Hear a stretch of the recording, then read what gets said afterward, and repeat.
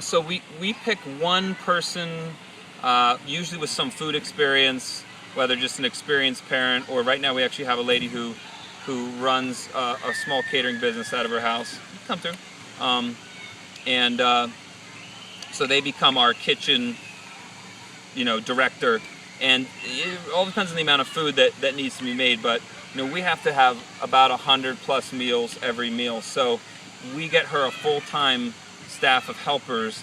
Typically they're our youngest people fresh out of high school that want to come, but we don't really have space to bring them as staff. So they become kitchen help, and we get her 2 young men and about 3 young women, and it is a lot of work for them. It could probably be done with less work, but because of the quality of food she likes to make, they're working basically all day in the kitchen to get the meals out. So we eat breakfast at about 9, we eat lunch at about 12:15, and we usually have dinner about 6.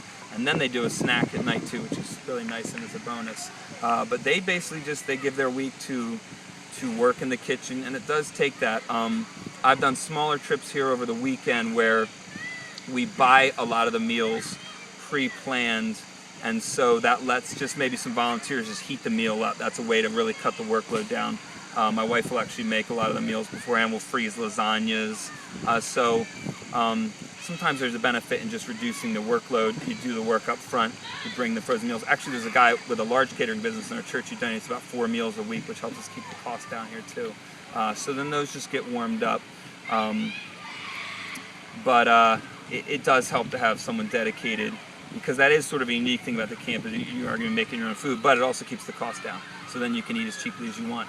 One thing that's important if you're going to do a day camp here is you have to assume the days are hot, and especially if you have young teenage guys, you really need a quantity of food.